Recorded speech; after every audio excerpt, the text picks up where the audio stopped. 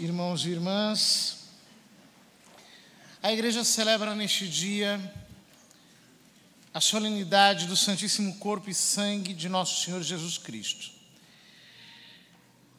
Na Quinta-feira Santa, celebramos a festa da sua instituição, a qual, porém, é marcada por um véu de tristeza, porque naquela noite celebramos o momento em que Cristo foi entregue por Judas na mão dos judeus para que pudesse padecer o sacrifício que nos trouxe a redenção.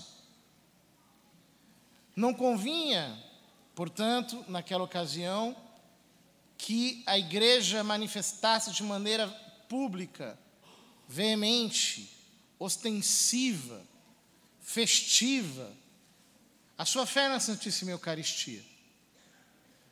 De tal modo que, na quinta-feira, após a oitava de Pentecostes, a festa da Santíssima Trindade, então, concluído o tempo pascal, a igreja, sim, pode tomar a Santíssima Eucaristia em seus braços e ostentar o seu amor, mostrando toda a sua adoração, a confissão de sua pública fé, de que Jesus Cristo está verdadeiramente no Santíssimo Sacramento.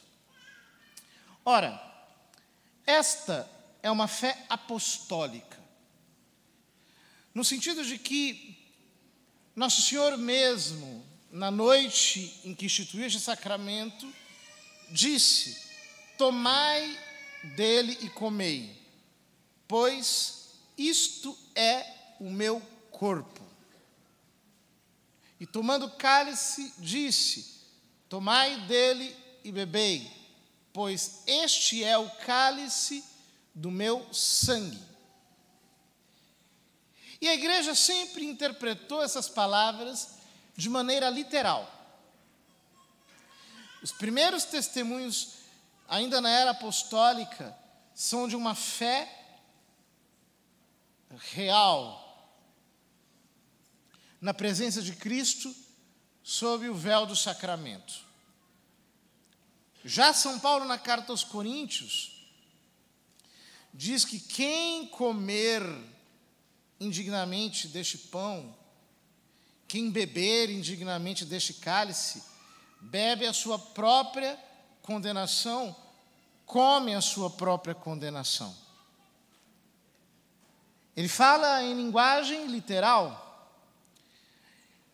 E assim, nós temos documentos antiquíssimos, como a Didaquê e outros documentos da era apostólica, que atestam a fé da igreja no mistério da Santíssima Eucaristia. Nos primeiros séculos, porém, a igreja conservava essa doutrina como uma verdade arcana, ou seja, que só era acessível aos iniciados, aqueles que tinham recebido o sacramento do batismo. Há um sermão de Santo Agostinho em que ele diz, comentando um salmo que fala do cálice da salvação: nós recebemos o dom de podermos beber o sangue do Senhor. Então os fiéis começaram a rejubilar naquele instante, e os catecúmenos não entenderam nada. Eles não podiam entender o mistério da Eucaristia, ainda não lhes tinha sido revelado. Então Santo Agostinho, virando-se para eles, disse: quereis entender este mistério? Passem conosco para o outro lado das águas do Mar Vermelho. Venham beber conosco o sangue do Senhor, então vocês entenderão. E todos começaram a rejubilar, mas a verdade sobre a fé na Santíssima Eucaristia só era dada a conhecer aos catecúmenos na noite em que eles eram batizados, durante a vigília pascal. Os fiéis não falavam disso com as demais pessoas. São Cirilo, de Jerusalém, nas suas catequeses, extraordinárias, aliás, fala que o pão da Eucaristia não é um pão ordinário, porque ele se tornou a carne do Senhor, o sangue do Senhor.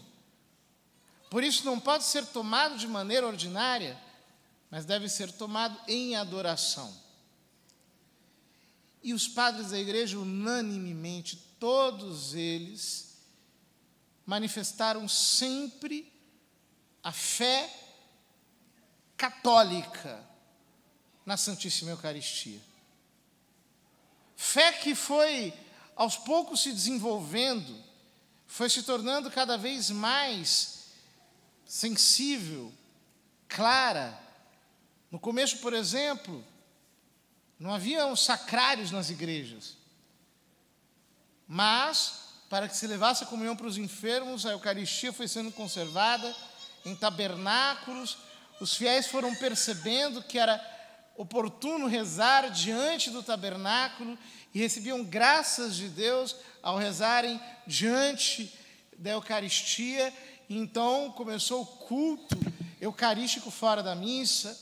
Aos poucos foi surgindo a necessidade de se expor à Eucaristia, primeiro em âmbulas, depois criou-se o ostensório, e os fiéis começaram a receber mais e mais graças do Santíssimo Sacramento, ou seja, a fé na Eucaristia foi se desenvolvendo de uma maneira orgânica, de uma maneira contínua, de tal modo que, de um lado, a devoção, e de outro lado, a doutrina, se foram consolidando.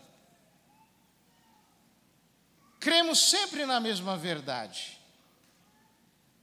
A fé permanece sempre a mesma, mas a clareza da fé foi crescendo com o passar dos séculos. Não há sombra de dúvidas de que foi São Tomás de Aquino que deu acabamento à doutrina eucarística, expondo-a de modo claro, lúcido, transparente. E isso de fato foi assim porque o secretário de São Tomás, chamava Frei Reginaldo, ele conta que quando São Tomás estava escrevendo o Tratado da Eucaristia, ele foi tomado por uma graça. Escreveu o Tratado da Eucaristia submerso numa oração tão profunda que ele era grandão, bem gordo. Um dia, Frei Reginaldo passou pela cela e viu São Tomás levitando. Uma luz imensa saía das frestas da porta. Ele abriu e viu São Tomás conversando com o Nosso Senhor. E Nosso Senhor lhe disse: Tomás, escreveste muito bem de mim. O que queres em troca? E São Tomás respondeu: nada a não ser vós, Senhor, vós mesmo. E tempos depois, poucos meses depois de celebrar a Santa Missa, ele foi possuído por uma graça tão intensa que já não conseguiu mais escrever. Ele escreveu a Suma Teológica apenas até o Tratado da Penitência e acabou. Porque justamente em troca de ter escrito o Tratado da Eucaristia, Deus o conduziu ao ápice da vida espiritual. E, de fato, a doutrina de São Tomás sobre a Eucaristia é maravilhosa. O Papa da época, querendo compor o ofício de Corpus Christi, encomendou a São Tomás que escrevesse o ofício. Então, a sequência que nós ouvimos, os hinos do ofício divino, essa coisa toda, foi tudo escrito por São Tomás. Mas também São Boaventura tinha escrito. Eles eram contemporâneos, né? Quando São Boaventura viu os textos escritos por São Tomás sobre a Eucaristia, ele rasgou os próprios, não quis mais publicá-los, porque viu a grandeza, a elevação, a sublimidade do que havia escrito São Tomás. Ora, e qual que é o cerne daquilo que São Tomás explica sobre a Eucaristia? Vejam, a fé da Igreja nos diz que depois da consagração já não há mais pão sobre o altar. O pão deixa de existir. E passa a existir Cristo, sob o véu do sacramento. Contudo, era preciso explicar isso numa linguagem racional,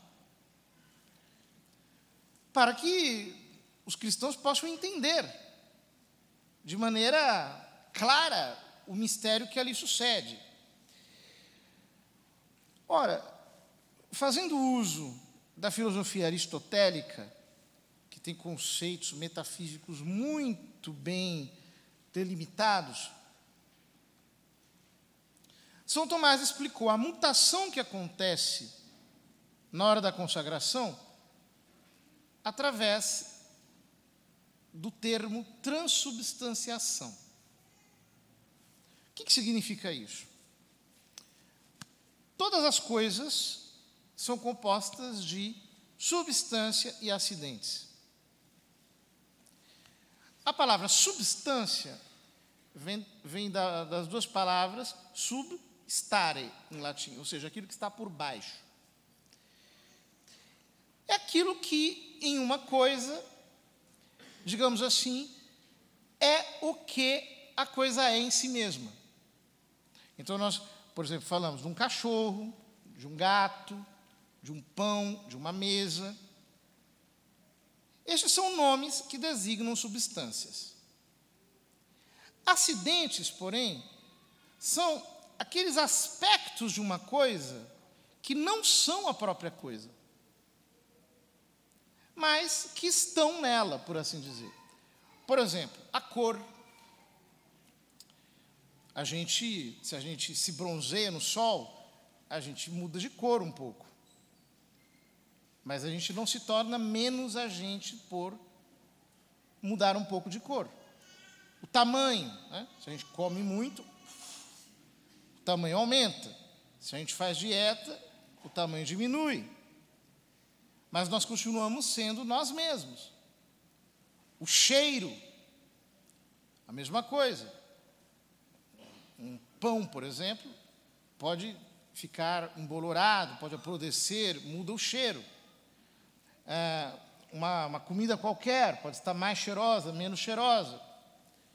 São aspectos que não são a coisa, mas estão, por assim dizer, de algum modo nela. Ou seja, São Tomás explicou de uma maneira muito simples que, quando acontece a consagração, a substância do pão se converte na substância do corpo de Cristo. A substância do vinho se converte na substância do sangue de Cristo. E como Nosso Senhor está vivo e glorioso,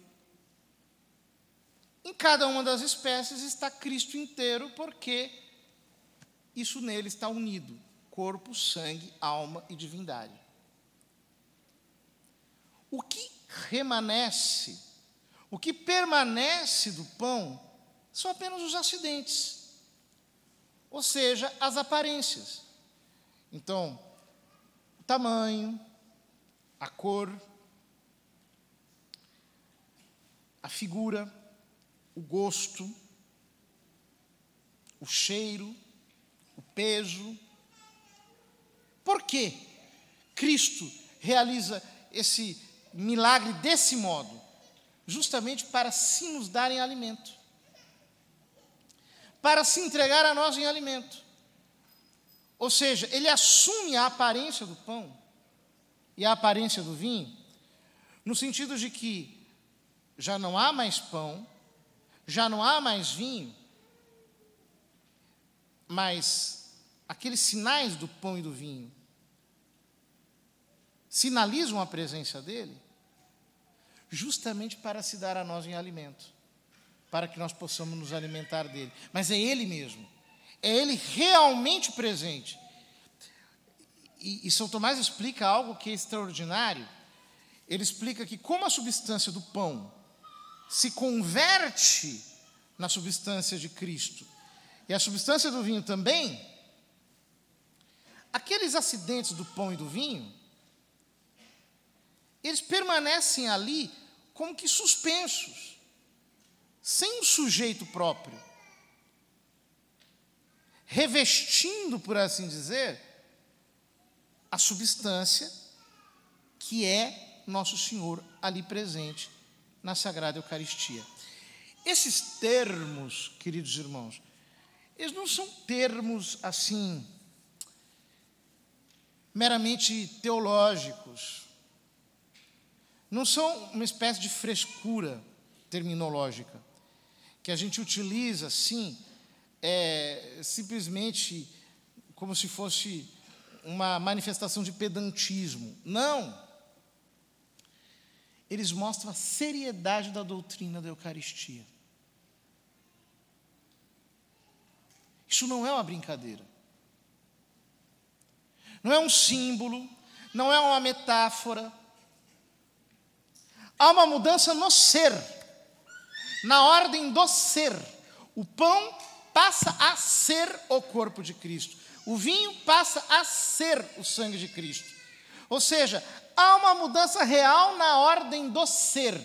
E a partir do momento da consagração, Cristo passa a estar realmente ali presente na Sagrada Eucaristia, ainda que debaixo dessas aparências de pão e vinho.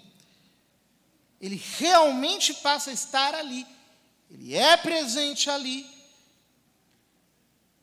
Isso, dito com toda essa linguagem, nos mostra que a fé na Eucaristia é algo muito sério, muito, muito real, e que nós precisamos, com todo o nosso coração, crer.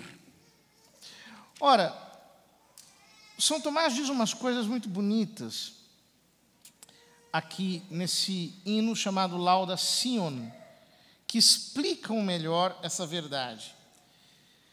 Ele diz: terra, exulta de alegria, louva teu pastor e guia, com teus hinos tua voz. Tanto possas, tanto ouses, em louvá-lo não repouses, sempre excede o seu louvor.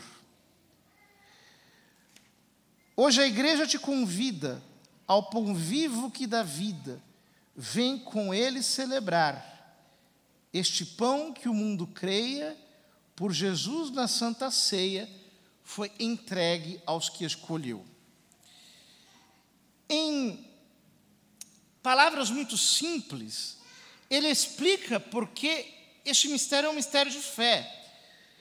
Ele diz: pão e vinho, eis o que vemos, mas ao Cristo é que nós temos, em tão ínfimos sinais. Se não vês nem compreendes, gosto e vista tu transcendes, elevado pela fé. Ele diz no Adoro-te Devote que a vista, o gosto, o tato falham quando se trata do mistério da Eucaristia. Mas o ouvido crê com segurança, porque nós cremos na palavra de verdade que é Cristo. Nós cremos quando ele diz: isto é o meu corpo, pela boca do sacerdote. Então, o ouvido crê no que o olho, a vista e o tato não conseguem alcançar. Isso é maravilhoso, porque cada vez que nós estamos diante da Santíssima Eucaristia e nós ultrapassamos aquilo que os nossos sentidos podem compreender, nós estamos fazendo simultaneamente um ato de fé. Nós estamos dizendo: eu creio que o Senhor está aí, Ou seja, o milagre da Eucaristia nos ensina a crer. O milagre da Eucaristia nos ensina a exercitar a fé, justamente para que nós possamos descobrir Cristo por detrás dessas aparências. Depois ele diz: alimento verdadeiro permanece o Cristo inteiro, quer no vinho, quer no pão. É por todos recebido, não em parte ou dividido, pois inteiro é que se dá. 1 ou 1000 comungam dele, tanto este quanto aquele multiplica-se o Senhor. Ou seja, ele está explicando que por mais que nós dividamos as espécies, Cristo não é dividido, nós o recebemos por inteiro. Numa hóstia pequena, numa hóstia grande. Numa fração que se nos dá, ou num fragmento que está na nossa mão. Ele inteiro está ali.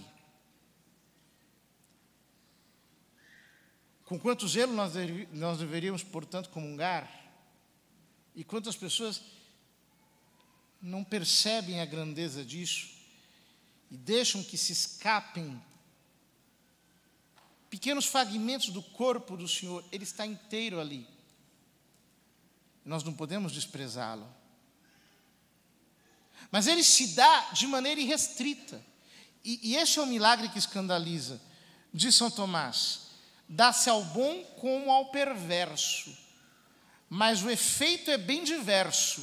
Vida e morte trazem em si. Pensa bem, igual comida, se ao que é bom enche de vida, traz a morte para o mal.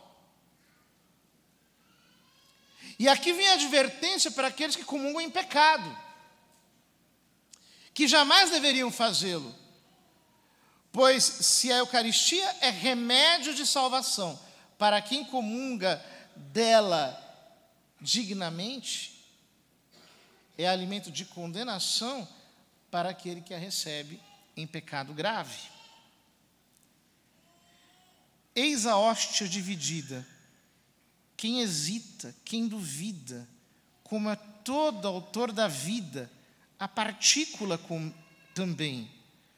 Jesus não é atingido, o sinal é que é partido, mas não é diminuído, nem se muda o que contém. Ou seja, quando o sacerdote fraciona a hóstia, não há mudança em Cristo. Ele não é dividido. Ele se nos dá por inteiro. E, portanto, nós o adoramos. Nós o adoramos, quer aqui, quer ali, quer no sacrário, quer sobre o altar, quer no ostensório, quer velado. É Ele que ali está. Queridos irmãos, nós precisamos de Cristo. Ele é o nosso mediador. É o mediador entre Deus e os homens. E nós precisamos resgatar a nossa fé na Santa Missa, na Santa Eucaristia. E pensar, quanta caridade havia no coração de Cristo ao se nos entregar neste sacramento. Quando Ele o instituiu, quando Ele criou o sacerdócio, conferindo àqueles apóstolos o poder de repetirem esse gesto até o fim dos tempos, mediante os seus sucessores, como Nosso Senhor, generosamente, cheio de amor, cheio de caridade, de entusiasmo, como Ele se entregou a nós, com que sentimentos de generosidade, de entrega Ele se nos deu. Por outro lado, como nós somos ingratos, frios, mornos, pagando um amor tão grande de Cristo com a nossa indiferença. É assim que muitos católicos agem, faltando a Santa Missa, vivendo em pecado e largando a Santa Comunhão, ou pior, comungando em pecado. Nós temos o grande privilégio da Santíssima Eucaristia. Nós não podemos deixar Nosso Senhor de lado. Nosso Senhor disse: aquele que me come viverá por mim, assim como eu vivo pelo Pai. Esse é o seu desejo, que nós vivamos pela Eucaristia. Através da Eucaristia, que nós possamos viver unidos a Cristo, adorando, vivendo totalmente possuídos por essa grande riqueza que é o Santíssimo Sacramento. O anjo de Portugal levou a hóstia aos pastorinhos e a hóstia sangrava. E ele ensinou aos pastorinhos a oração: Santíssima Trindade, Pai, Filho e Espírito Santo, eu vos adoro profundamente. Eu vos ofereço o corpo, o sangue, a alma e a divindade de nosso Senhor Jesus Cristo, presente em todos os sacrários da terra, em expiação pelos pecados com que Ele mesmo é ofendido. E pelo Sagrado Coração de Jesus, o Imaculado Coração de Maria, eu vos peço a conversão dos pobres pecadores. Que nós possamos, neste Santíssimo Sacramento, colocar todo o nosso amor, todo o nosso afeto, toda a nossa devoção, que os nossos sentimentos confluam para a Santíssima Eucaristia. E pensemos, queridos irmãos, talvez o nosso fervor tenha diminuído muito. E nós vemos isso em coisas muito claras. Quando nós deixamos de visitar o sacrário, quando nós deixamos de fazer adoração, quando nós deixamos de orbitar em torno do Santíssimo Sacramento, quando nós podemos ir à Santa Missa e não vamos por preguiça ou porque colocamos outras coisas no lugar, tudo isso é demonstração de que o nosso amor e o nosso fervor eucarístico diminuiu. E a verdade é que nas últimas décadas, muitos católicos começaram a tratar a Eucaristia com irreverência, a ter com o Nosso Senhor pouca consideração, como se não precisasse. Não precisa ter muita reverência pela missa, pela Eucaristia, não precisa fazer genuflexão, não precisa tanta adoração, não precisa nada disso, né? São todas concessões à incredulidade, à falta de fé em Jesus Cristo, no Santíssimo Sacramento. Não sejamos nós assim, mas tenhamos em nós o fervor da Santíssima Eucaristia e que nós possamos celebrar essa solenidade com o compromisso de podermos mais uma vez renovar a nossa fé e a nossa dependência total de Jesus sacramentado.